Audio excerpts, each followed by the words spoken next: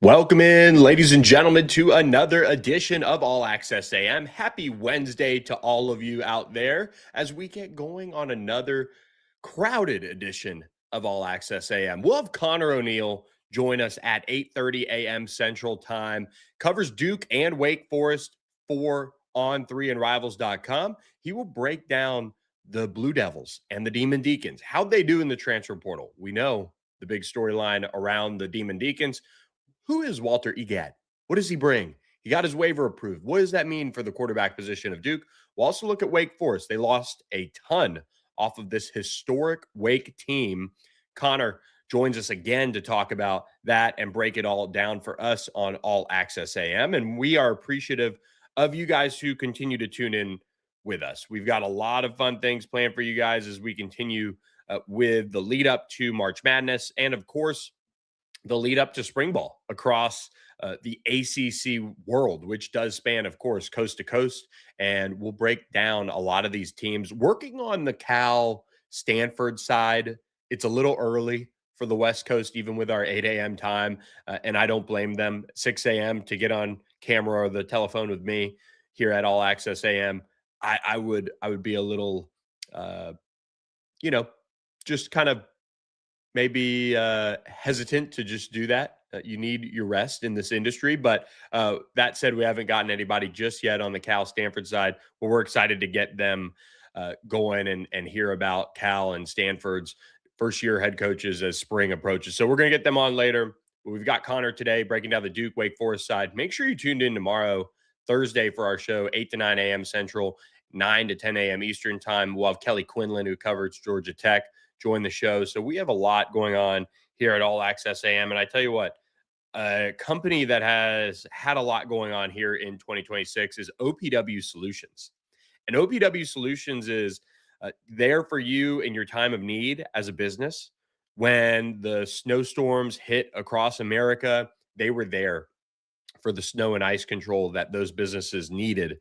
And they can handle all of that for you, whether it is the commercial landscaping side of things in the aftermath of that storm, whether it's snow, whether it's rain, whether it's anything that is thrown your way. If you're in the North Texas, Oklahoma, Arkansas region, reach out to OPW Solutions and give them a call today. 214-444-2305 or go to opwsolutions.com. It's also that time of year where spring is maybe approaching. What do we have? A month until spring starts. So make sure you've got your pressure washing lined up and your fence maintenance for maybe the ground has thawed out and maybe some things are all wonky there. You need some things repaired. Reach out to our friends at OPW Solutions and they'll get you taken care of. Appreciate you guys who are with us on this Wednesday. Jerry Morphew in the chat. I appreciate you saying, hey, Billy, or hello, Billy. I'm with you today. Well, we appreciate you, Jerry, for listening. Lots on this show to start off with. I do have, here's kind of the pre 8:30 a.m. rundown. We have high school recruiting. We have maybe a little bit of buzz around the basketball transfer portal. We have ACC hoops to get to. We have another lawsuit involving the NCAA and eligibility that pertains to the ACC. So, of course, we've got to talk about that. So much to do on this edition of All Access AM, and we're excited to do it with you guys. So, shall we dive in? Shall we jump in to the wild world that is the ACC? Where do we begin? We even have coaching news, one might say, in the ACC on the hoop side of things. So let's start there. Steve Forbes of Wake Forest is going to return for a 7th season for the Demon Deacons. This coming from our friend Jeff Goodman over at the Field of 68. He reported that John Curry, the athletic director, does have Steve Forbes' back. And this has been a disappointing Wake Forest season. We know that. We know where they stand in the standings. It's not a good situation right now for Wake Forest as a whole. But today's day and age of college basketball, it's really hard to make a move. And it's really hard to make a move when you, as a Wake Forest athletic department, are pouring a lot of money into facilities and that kind of new uh, mixed use area around the athletic, area. You also have a football program that needs more money, needs more resources, and the job that Jake Dickert and company are doing is certainly a good enough reason to give those resources to them. So the question really becomes, do you want to fire a coach that represents, I think for the most part, everything that's good in college basketball? I think Steve Forbes, and following him back from his previous stop at East Tennessee State, you have somebody who was really highly thought of when he got this job and was successful there before heading over to Wake Forest. And it was a big deal when they got him. And now you look at the last 5 or 6 seasons, and it's just not been incredible. They have had their moments of 20-win seasons. They've been in the NIT. They were going to go to the NCAA tournament before COVID canceled that. But it it hasn't been the success that I think anybody has really wanted at Wake Forest, but they're going to give it, I would say, another year here for Steve Forbes. They're 14-13 overall. They're 5-9 in ACC play. They're a long shot as far as, they're a long way back from any sort of competitive standing in the ACC. And I think that they're a program that's got to make a decision as to whether they want to get back to some of the historic heights that they've had in moments over their past run. Of course, obviously Chris Paul days and things like that. But Wake Forest, just with where it is in the revenue sharing era of college basketball, and we'll kind of segue this into what Steve Forbes and his staff probably need to be doing right now. But you just don't see a world where Wake Forest, with their limited resources, can get to that next level and be competitive again. And maybe they can take that step up here and there, and maybe they can get to the NIT, and they can get back to some of those 20-win seasons.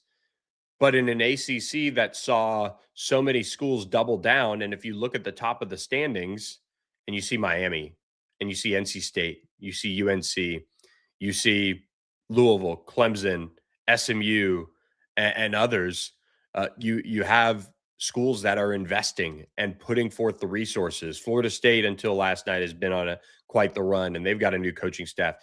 You have a lot of programs that are working on putting things together that are going to keep you in the bottom half of this league. And so it's really a tough situation for Steve Forbes to be in. But I think the way he represents that program, that school, and the effort level he puts in, it doesn't necessarily always mean you deserve to be back, but it makes a lot of sense as to what John Curry's thinking is.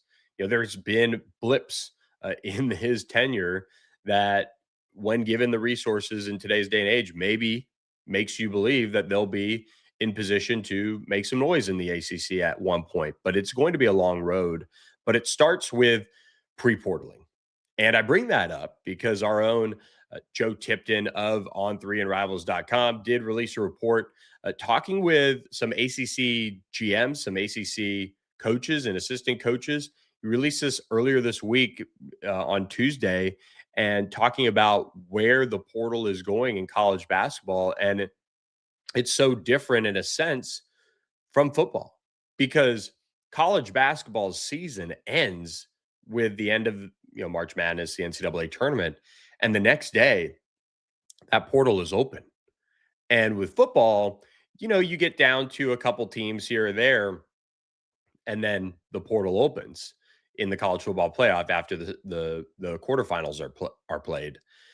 And for basketball, you don't have as much of a lead up. You have a few weeks or whatever. You have some time as a coaching staff if you're not in March Madness, or if you're balancing it with the NIT, or if you're not in postseason play at all. But there's a different feeling around the college basketball transfer portal environment that is there.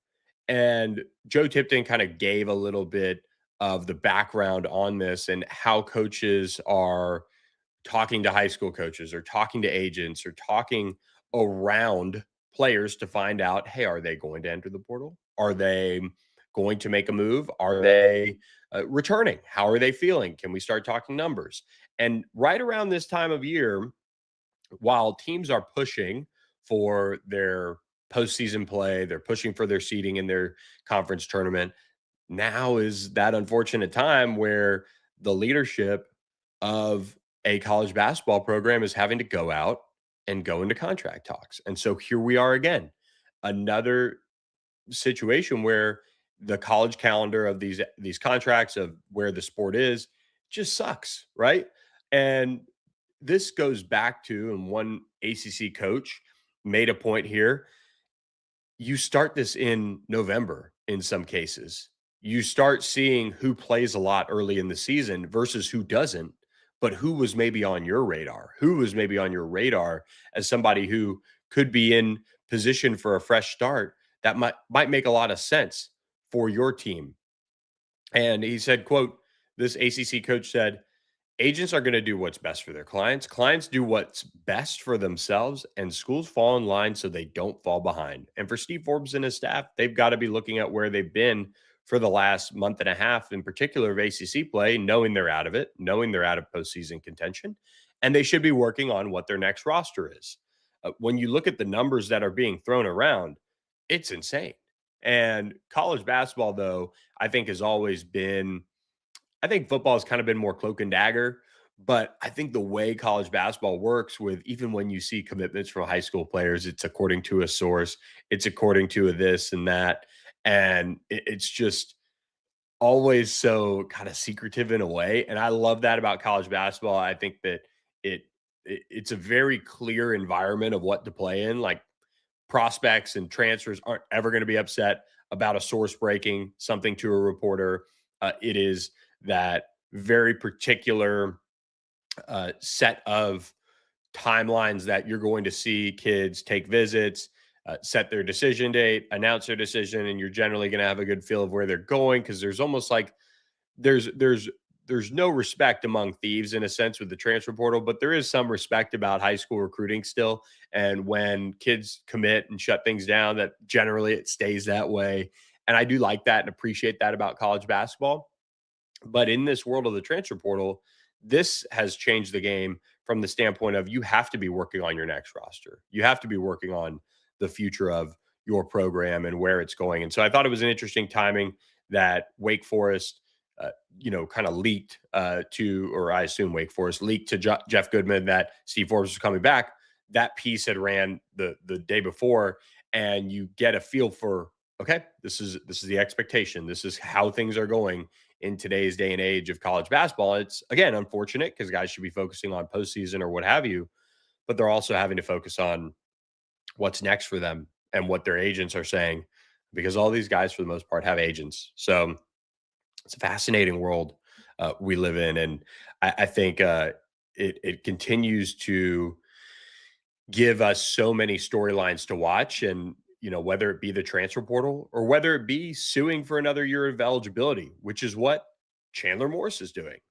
Virginia quarterback Chandler Morris has filed a lawsuit against the NCAA claiming he should get a seventh season of college football. And for the record, I actually don't mind this too much. And 3 years of college football being played by him, plus a 22 snap season that is, was kind of riddled with a mental health thing and some of the things like that he went through that year is his claim to that fourth season of playing. He's been through some injuries. He's been through some adversity.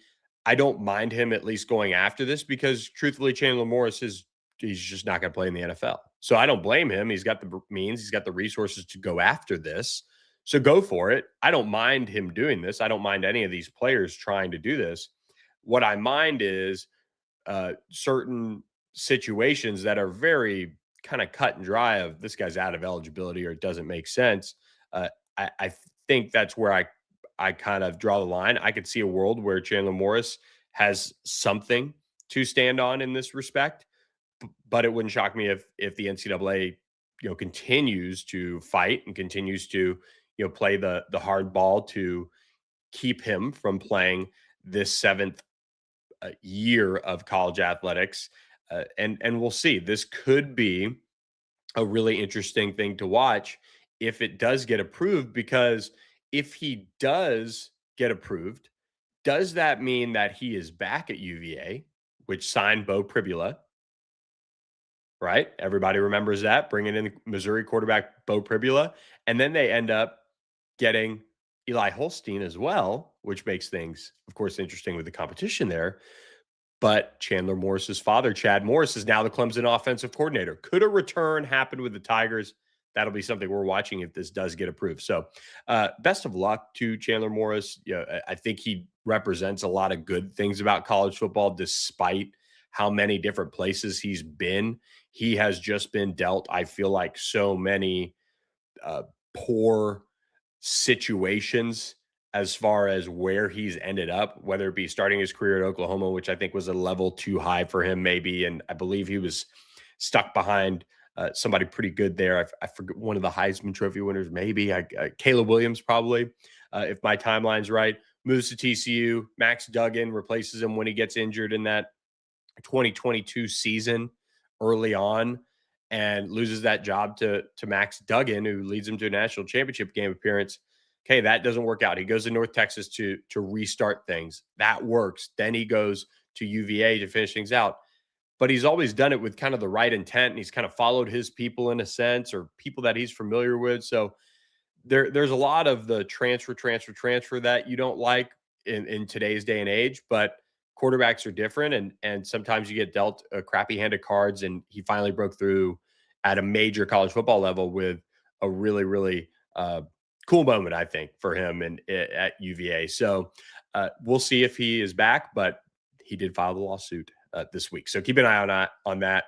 Speaking of quarterbacks, as we continue to jump around here, if you haven't noticed in this first half of the show, but I always like when ACC fans, if you're tuning into our podcast for the first time or our show live, you get a feeling that we're going to hit just about everything that is newsy. We're kind of, if we're not daily, we're designed not to be daily, but 3 times a week where we give you the news and we feel like we cover just about everything, even if it's a passing glance.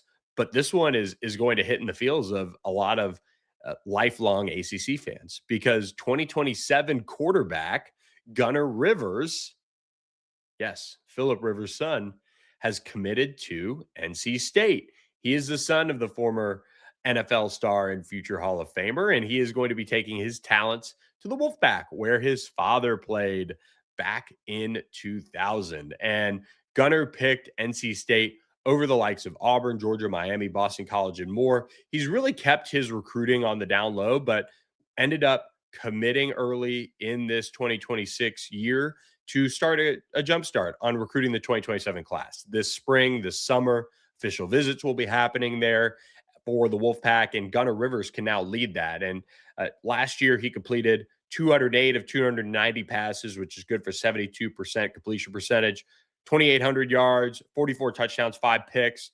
Really impressive record at St. Michael Catholic.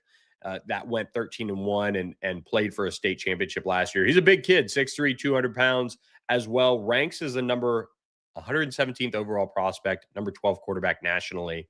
And he's out of the state of Alabama, of course, in Fairhope. So a big pickup for Dave Doeren, getting a legacy, getting somebody that is going to certainly hit home with the fans and make a potential big impact down the line, as one day, of course, CJ Bailey is going to move on from NC State, and the future of NC State football could be in Gunnar Rivers. What a story that would be, as we'll follow that. NC State in recruiting wasn't done making waves, and another ACC school is certainly in the mix for this elite prospect as well, as we go to the basketball side. And news came out on Tuesday that Ryan Hampton, the 2027, maybe as of now, 5-star shooting guard out of the state of Florida at DME Academy, has 4 official visits locked in. NC State is going to lead things off with Ole Miss right after that. NC State getting him March 2nd, Ole Miss March 3rd, then SMU March 4th, and Nebraska March 8th. SMU is where his father, Roderick Hampton, played his college ball and played very well for the Mustangs. And he's been a top target for SMU, having played for Dynamic Prep, where current SMU freshman Jaden Toombs and Jermaine O'Neill Jr. played their high school basketball, and he's from the Rockwall area. His older brother is RJ Hampton, a former first-round pick. Ryan Hampton, another one in the Hampton bloodlines, coming up now and sits as the number 3 overall prospect in the country, the number 1 ranked shooting guard. Will he end up playing his college basketball in the ACC? Hey, Will Wade, SMU, battling it out. Will Wade versus Andy Enfield battling it out. You can't really sleep on either one of those teams throwing around some money to get a 5-star prospect, and particularly one that both programs have familiarity with. But there's also Ole Miss. There's also Nebraska. It'll be a really interesting recruiting, week or so to follow, as those official visits will go back to back to back to back to back. So Ryan Hampton sets those official visits. We do like to mix in some recruiting talk when the news is big enough, and that certainly caught my eye for you guys as it rolled across the ticker on Tuesday on my timeline. Before we get into breaking down what was an interesting couple days of ACC hoops, I do want to remind you guys that we are presented by the La La Land Foundation as well. La La Land Foundation is just an incredible organization that I hope that so many of you can get involved with and spend some time learning more about. The La La Land Foundation is all about normalizing kindness, and they do that in many different ways, many different avenues. But the La La Land Foundation is built on, giving the youth that are transitioning from foster care into adulthood an opportunity to be as successful as they could possibly be by giving them the tools to succeed and the confidence to succeed. And they do that through many different avenues to give and support the foundation. You can do it through in-kind donations. You can do it through, partnering as a corporate sponsor. You can give money. You can give your time. You can give mentorship. And you can find out all of those ways to volunteer or support at lalalandfoundation.com. It's an extension of the La La Land Kind Cafe, which, if you've never been to one, please go check one out, see what they're all about. They do an incredible job making great coffee and giving you an incredible experience there in any of their stores. But the La La Land Foundation is something that we're really proud to be partnered with. They do an incredible job supporting the future of America with their support of foster youth growing into adulthood and how to transition successfully into that next big step. So, and they do it all through kindness and normalizing that kindness. So appreciate La La Land Foundation for all of their support of us at All Access AM. Look, we do have some ACC hoops to get to. We, again, will be joined by Conor O'Neill, who covers Duke and Wake Forest here in just a little bit.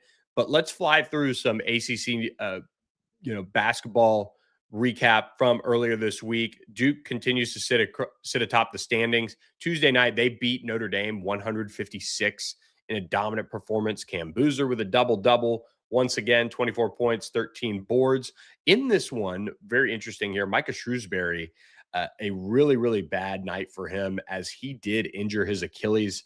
There wasn't exact reporting that it was ruptured or anything like that. I haven't seen that as of this morning, but he was in a walking boot on the bench, but he was helped to the locker room at halftime and did confirm at least that there was an injury. And he just said, quote, "I don't really want to get into it now," in the post-game press conference. It's like the season of hell continues. And so we feel for Micah Shrewsbury. Duke, again, blew the doors off of Notre Dame in that one Tuesday night.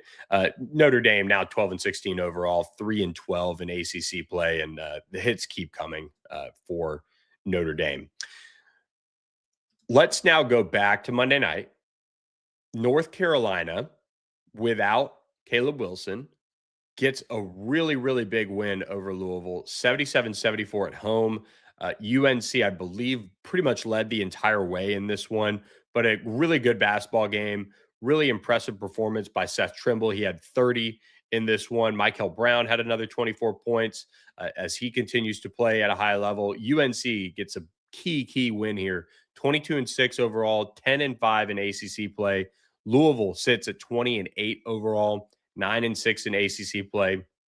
This was a big seeding game for the ACC tournament as well. If you look at the current projected, um, seeding now, UNC now sits in the 5 seed. They were 7th, I believe, before that win over Louisville. So a little bit of clarity may be coming to the seeding. They're above Clemson because of that win that UNC has over Duke. If Duke does beat UNC in the final game of the regular season, I don't know what that does to that tiebreaker, if it changes it at all.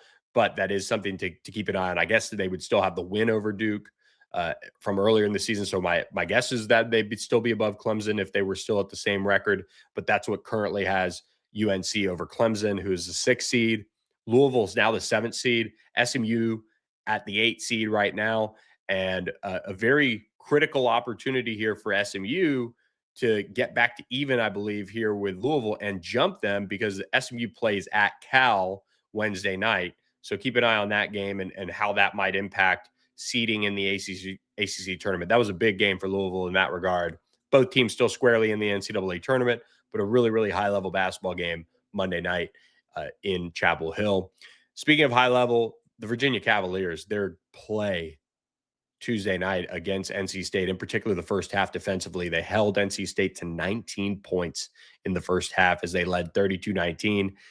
And then both teams decided they were going to have to really duke it out on the score sheet. And UVA scored 58 points in the second half. NC State 42. Tyus DeRitter, 19 points on his night. Paul McNeil Jr., 22 to lead all scorers there for NC State. And, for this one, this is a game that was, I feel like, I no surprise, Will Wade unhappy with how his team played offensively in the first half, but you were still in it. You were still within striking distance, and you felt like if you can get the offense going just a bit, you could find a way to sneak into Charlottesville and get a win. And instead, then your defensive play just completely falls apart in the second half. 58 second half points given up to UVA. They really showed just how balanced they can be, how they can score in so many different ways. They shot 53% from the field. NC State, 29% from the field. Just a really disappointing game for them as a whole offensively.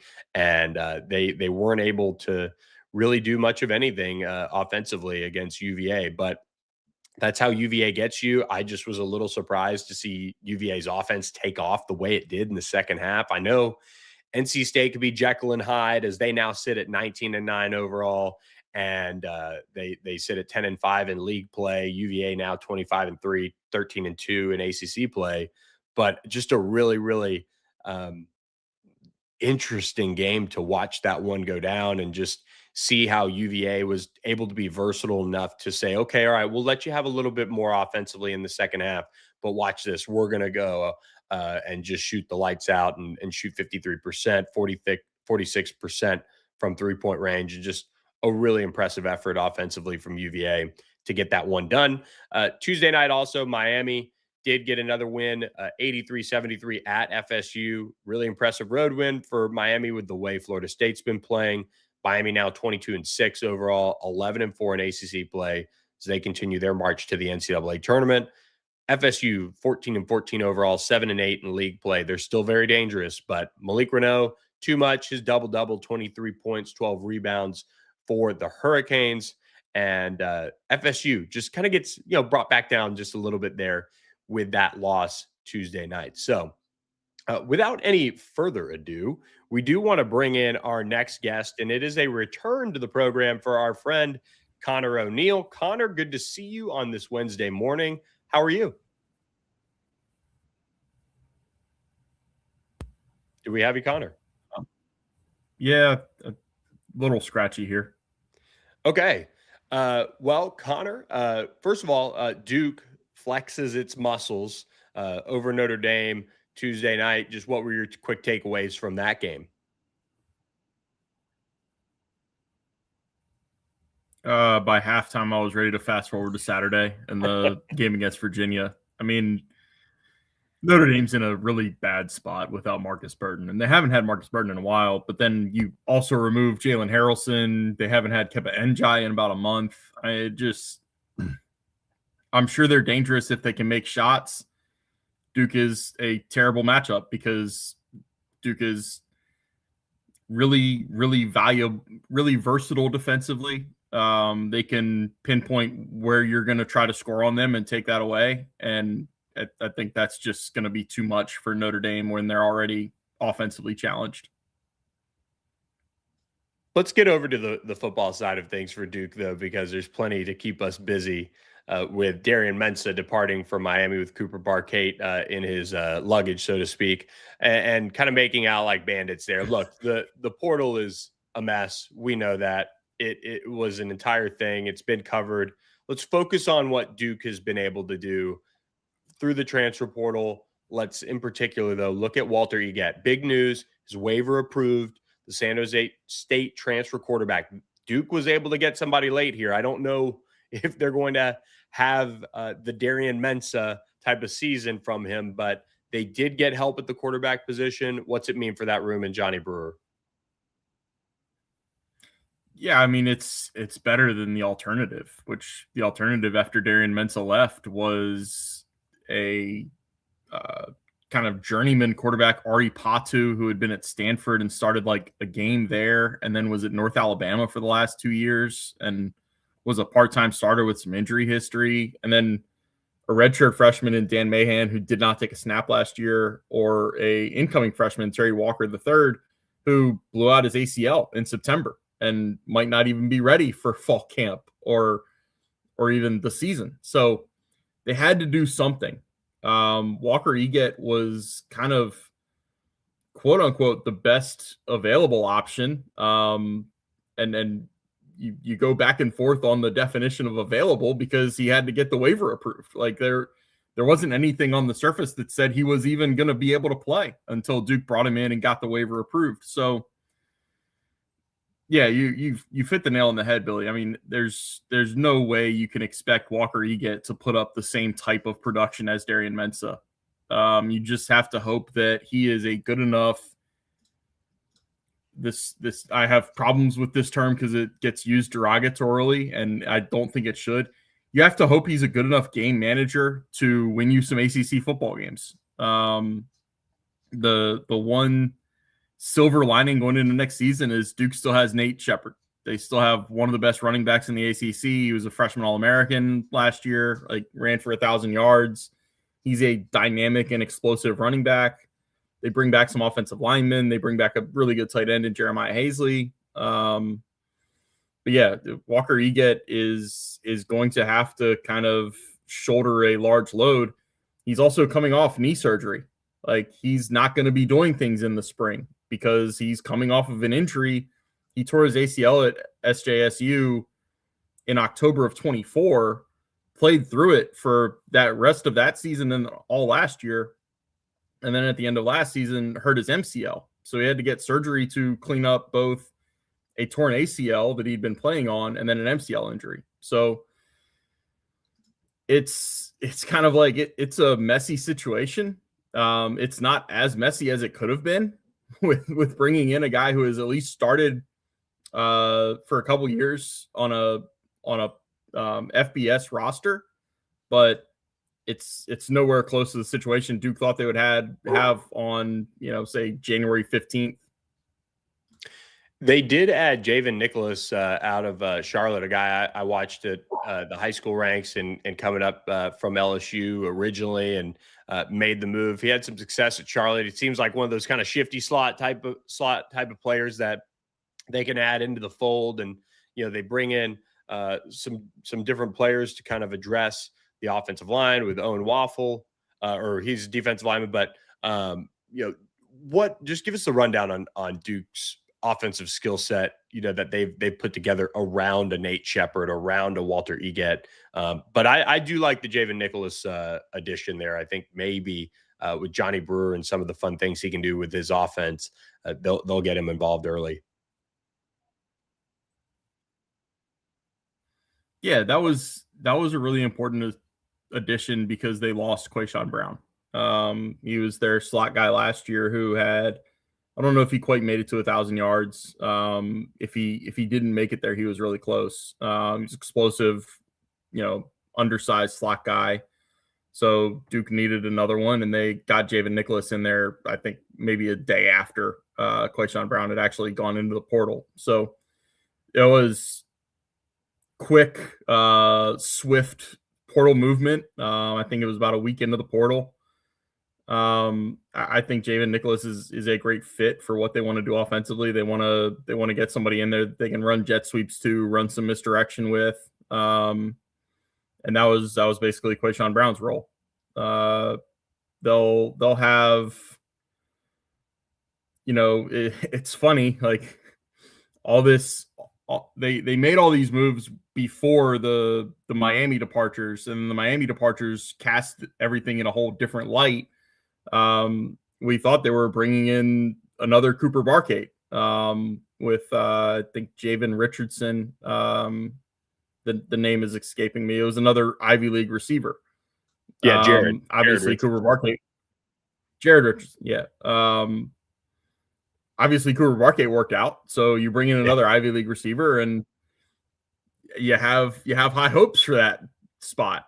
Now you just have one Ivy League receiver product because Cooper Barkate, as you said, get it down to Miami with Darian. So I think there's potential there. It's going to be interesting though. I mean, they lose Cooper, they lose Quayshawn, they lose Angelo Anthony and Samir Hagans were both seniors whose eligibility ran out.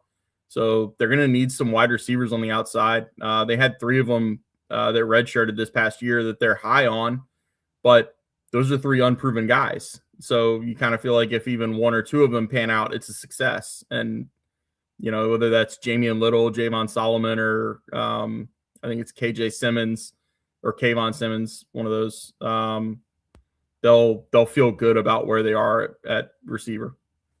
Nick Del Grande, they get him from Coastal, an all-conference performer for the Sun Belt this year. That's a player that On3 and Rivals very high on. He has spent 4 years in a major college football program. He's expected to step in and start somewhere along the offensive line for Duke. And you talked about Walker and his recovery from injury and what that's going to look like. Darian Mensah was able to kind of mask some of the Duke offensive line issues that were there in pass protection at times.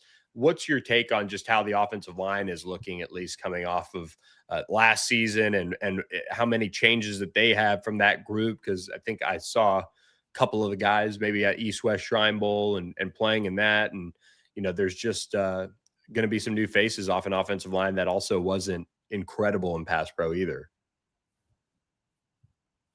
Yeah, they're going to lean pretty heavily on the center. Matt Craycraft is going to be a 3rd-year starter. They're going to bring back Micah Sahakian. He's missed most of the last 2 years with injuries, but they're still high on him and what he can be if he's healthy.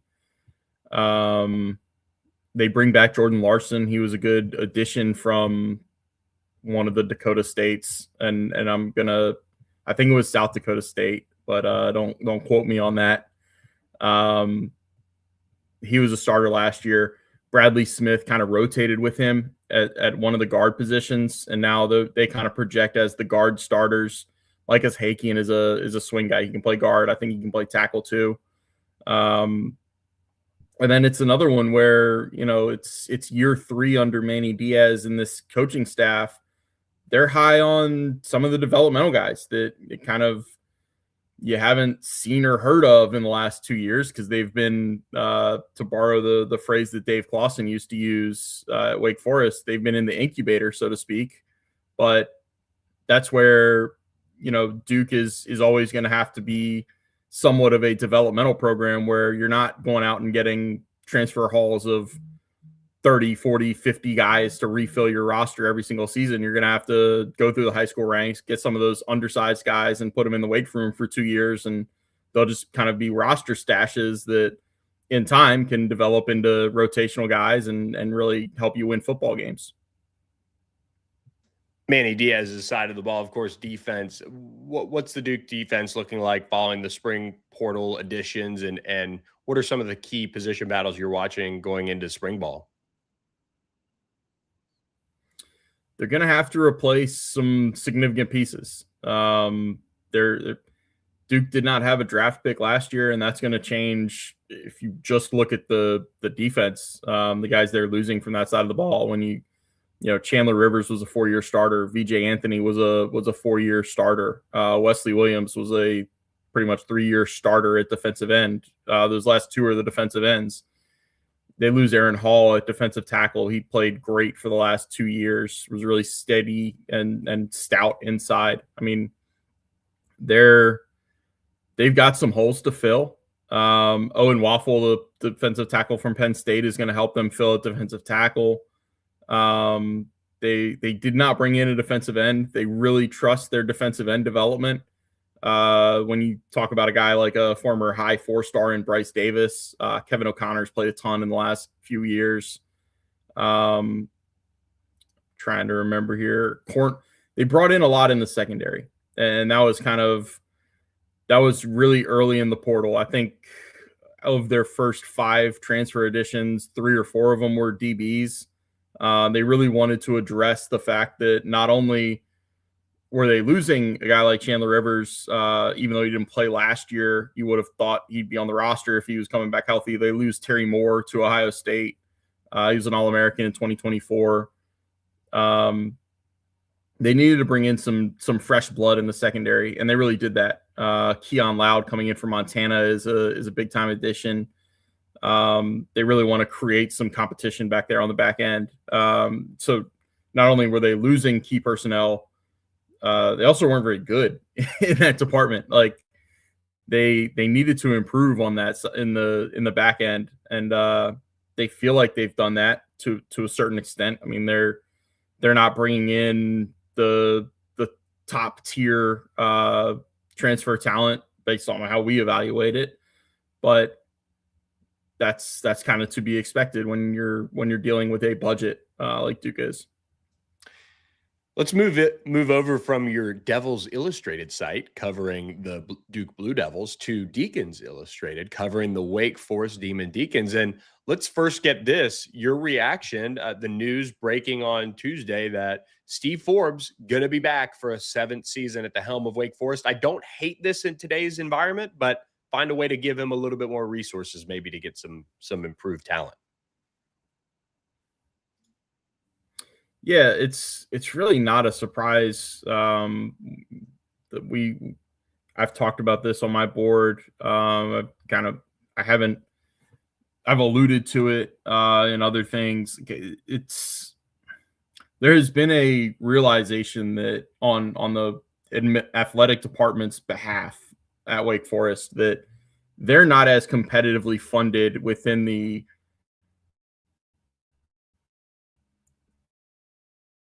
pecking order of the ACC as they thought they were this season. When you think you're spending the top half of the league and then realize you're actually in the bottom third, that can put some things in different perspective. And that's why you realize that, you know, this roster that was put together was a missed evaluation or 2 away from being, you know, say 5.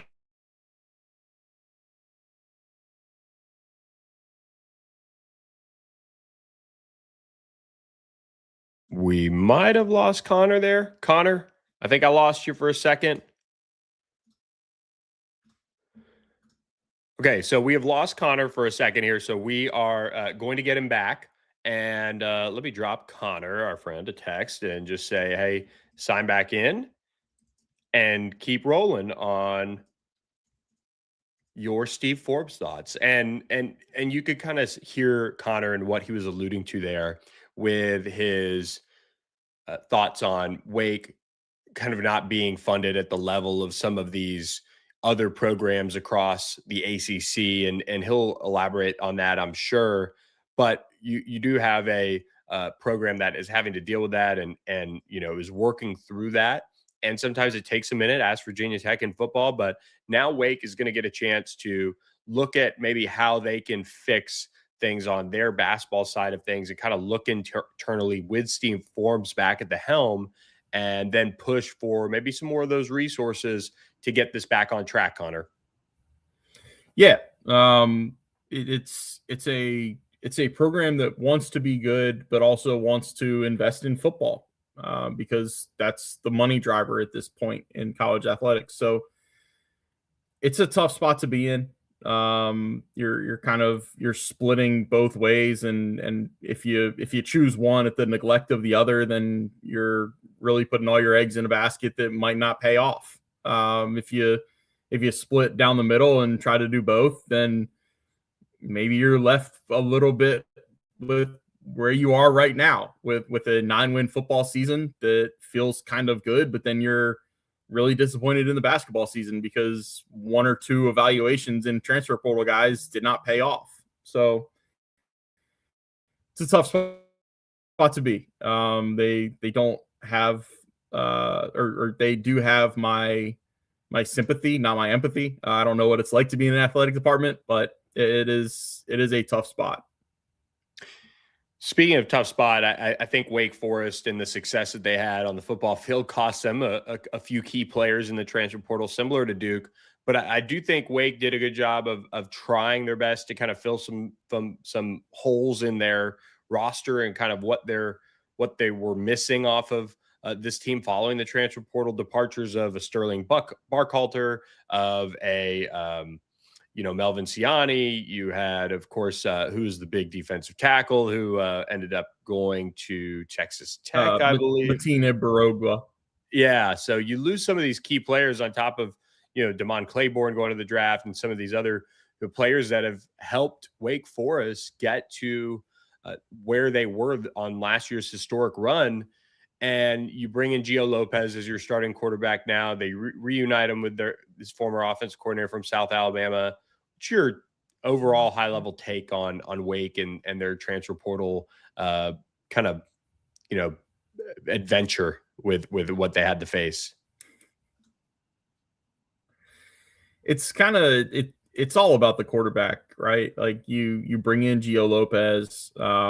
If you want to make the argument that Gio should have come to Wake last year, and this should be a 2-year marriage with Rob Ezell and his former OC, I don't think you're in the wrong.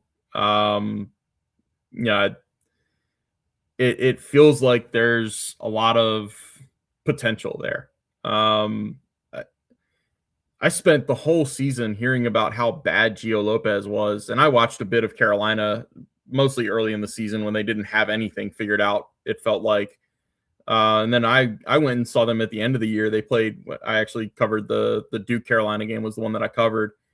And he made some throws and made some plays in that game where it was like, he does not suck as bad as everybody told me he does. Like, he is a decent quarterback. He's making some throws under pressure where he's about to get crushed that, like, those are some high-level college quarterback throws. I think there's something there for Wake to kind of work with and mold him back into the quarterback that he was 2 years ago, putting up ridiculous numbers at South Alabama under Rob Ezell. So I think there's something there.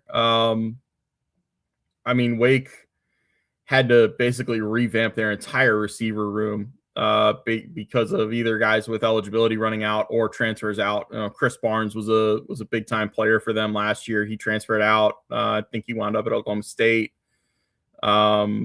It's kind of funny. Like, Wake has such a massive transfer haul. I think 30-ish guys. They've got some guys that were like big time players at big time school, like big time recruits that either didn't get much of a chance or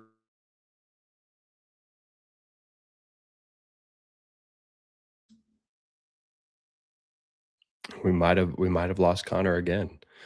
Look, everybody, I will close on this. I'll tell Connor to just do his audio. With Wake Forest and where their offense is going, I think this is where you look at what they added with, and Connor's back again with us, but the addition of a Ryan Berger, who comes over from Oregon State to shore up that interior of the offensive line. He started for the Beavers out west Obviously, the connection there with Jake Dickert as a red shirt, you get him back into a Jake Dickert program, and then you add an Ethan Callaway, who's a former highly thought of player who went out to LSU. I think Wake Forest did take a little bit of the I guess two-pronged approach of finding some players at lower levels that were able to make the jump up to the ACC, and that's their goal, is to be improved and do all those things at the ACC, and then also some players that were high level prospects, and you add them into this program and you hope that they can kind of take off now. I think the offensive line is what we're all watching with the additions of Ryan Berger, Ethan Callaway, John and Yegun, adding some, I think, kind of highly thought of players to that offensive line. Yeah, they've got to remake that entire offensive line pretty much. One or two guys like Clinton Richard has a promising future. He missed almost the whole season with a broken bone in his foot, but like Ryan Berger, I think was which one did he come from? Oregon State, I think. Yep. He joined there as a walk-on. So Wake gets the little added bonus of he doesn't count against the 105 as a roster spot because he's a designated student athlete. The guys carrying that tag still are kind of golden when you're looking at the portal and looking at a hard cap 105 on your roster. I asked Dickert, we had a post spring press conference to talk about everything about it, and kind of asked what's easier, rebuilding an offensive line when you're a brand new coaching staff, or rebuilding an offensive line a year later when all of your guys left pretty much. And he talked a lot about how like they knew what they had with Falili Fa'amoe and Devin Kalani coming over from Washington State. They were familiar with those guys, and they got here and they had a starter in George Sell. They're less familiar with the guys they're bringing in, just because that they don't have the carryover guys that come with a coaching change like the two guys from Washington State did. And they started, I think Falili missed one game, so between the two of those guys, they started 25 of 26 games for Wake's offensive line last year. It's going to be tough. Like there's some gelling that has to occur both in spring football and then in fall camp. Let's close with this. They add Sadir Mitchell. They add Bernard Causey, a couple of guys that are really intriguing. Both, Sadir being as big as he is on the defensive line. Bernard Causey, somebody I watched in high school, very intriguing corner coming from Georgia State. What do you make of some of the defensive additions that they've had, which is really was a staple of how Wake got back to relevancy this past year and took it to a whole nother level under Jake Dickert? What do you think about where the defense is heading into spring ball? Yeah, you got to find out. I don't know. I don't know that this is Sadir Mitchell's last chance, but it feels like when you've been on two programs and got kicked off a team by Brian Kelly, your chances are running thin. And it's a really good thing if Wake gets him and he's motivated and he's a big space eater in the middle and just wreaks havoc in there. That was really the key to Wake's entire defense, was having a 4-man defensive tackle rotation last year, where they did not feel like they were losing anything if they went to option 3 and 4, whatever pairing they used, they were in good shape with. And they got to replace 2 of those guys. Mateen Ibiriga went to Texas Tech. Jaden Loving was out of eligibility. They bring 2 of them back, Zach Lahovichin and Dallas Afalava. But they've got to get other guys in there, and that's where Sadir comes in. They feel great about a linebacker addition, Vinny Ferenzi from Dayton, which is Pioneer League non-scholarship football. But they think like he's like a hybrid, extremely athletic linebacker that can play all over the field. So it's interesting. Like Wake will really lean into, we don't care where players come from. We just want them to be players. Like we want to get guys. I'm a big believer in you can find playmakers at every single level. I mean, at this time last year, and Jake was quick to point this out in that post transfer portal presser. This time last year, we didn't even know that they'd be getting Ladarius Webb Jr. And we weren't sure what they'd get out of Karan Prunty. And Karan Prunty, for my money, was one of the best corners in the ACC, and Ladarius Webb played really, really well as the season went on. So there's confidence there in the talent that they brought in, but there's also confidence that in the next 7 to 8 months, they can get those guys to be really, really impactful players on the defensive side of the ball. Conor O'Neill, we appreciate all the time this morning on Duke and Wake Forest. Of course, we'll have you back. March Madness rapidly approaching for the Duke Blue Devils.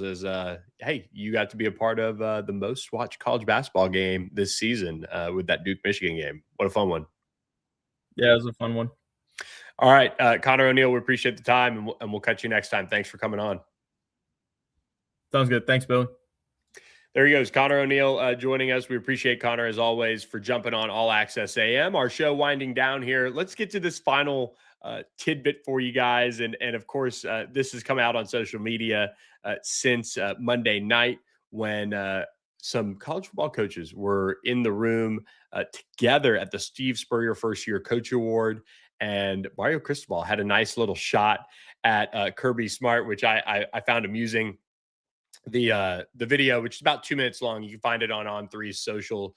But Mario Cristobal talking to the crowd and kind of pumping them up in a sense, and seeing what he had to say about Kirby Smart and directing some shots his way. He said it was amazing to, quote, watch what a player like Carson Beck can do with great coaching. And of course, Georgia had Carson Beck for a couple of years there and had a lot of success with him before Miami took him to a national championship game appearance. So some fun stuff for you guys to close out this edition of All Access AM.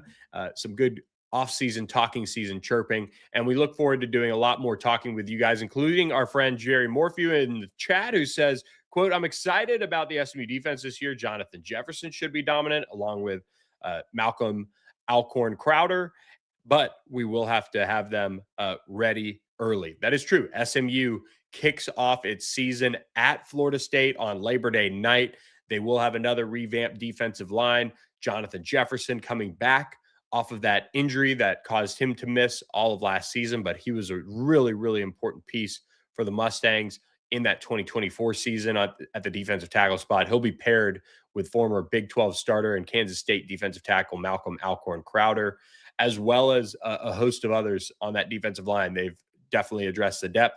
They'll have to be ready to go for that new look Florida State offense and Mike Norvell week 1 on Labor Day. So, Jerry, appreciate you tuning into the show on this Wednesday. We'll see you guys Thursday, bright and early, 8 to 9 a.m. Central, 9 to 10 a.m. Eastern time. Please do me a favor, hit that subscribe button for us and check out our sponsors in the podcast episode description and see what OPW Solutions can offer your business, or how you can get involved with the La La Land Foundation and what you can do to help support them and the youth of America as they transition from the foster care system into full-blown adulthood. So we appreciate all of you guys for tuning into All Access AM. We'll see you guys Thursday.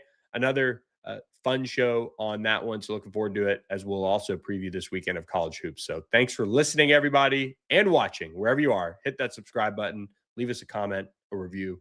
We appreciate all of you. This has been All Access AM. I'm Billy Embody. Thanks for watching.